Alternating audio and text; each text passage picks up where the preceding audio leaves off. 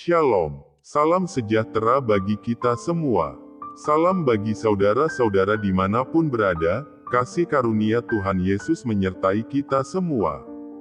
Saudara-saudara yang dikasihi Tuhan Yesus, sebelum kita mendengarkan firman Tuhan, terlebih dahulu kita meminta pertolongan kepadanya. Mari kita berdoa. Bapa kami yang ada dalam sorga, Bapa yang kami sapa Bapa dalam anak-Mu Yesus Kristus. Pada saat ini, kami hendak mendengarkan firman-Mu, kiranya Roh Kudus-Mu menyertai kami, agar kami bisa mengerti akan firman-Mu. Dalam nama Tuhan Yesus, amin.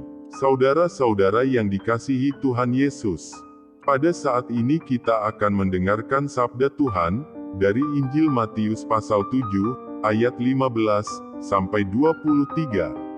Saudara-saudara bisa membacanya setelah mendengarkan renungan ini.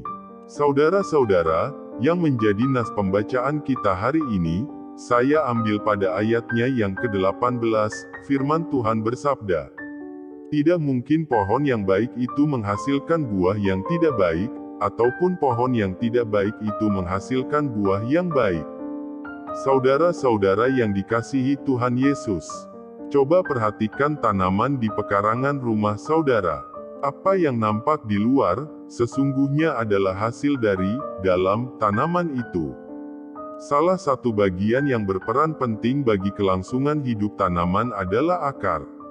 Ada beberapa fungsi akar, yaitu penopang tumbuh tegaknya tanaman, dan juga penyerap air dan zat hara yang ada di dalam tanah, untuk disalurkan ke seluruh bagian tanaman.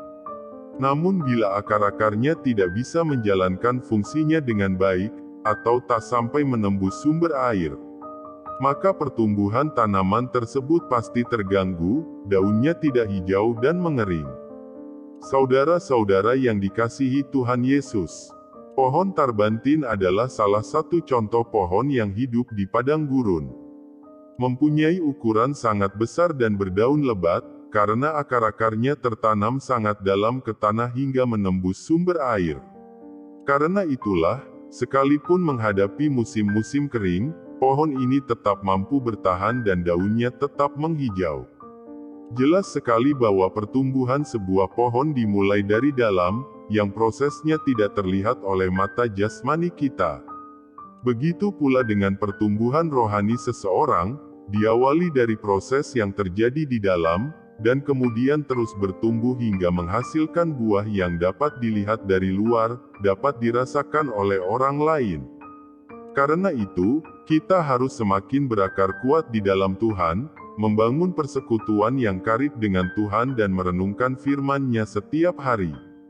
Itulah kunci untuk membangun dasar yang kuat di dalam kita, kunci pertumbuhan rohani, yang akhirnya dapat menghasilkan buah roh atau karakter Kristus.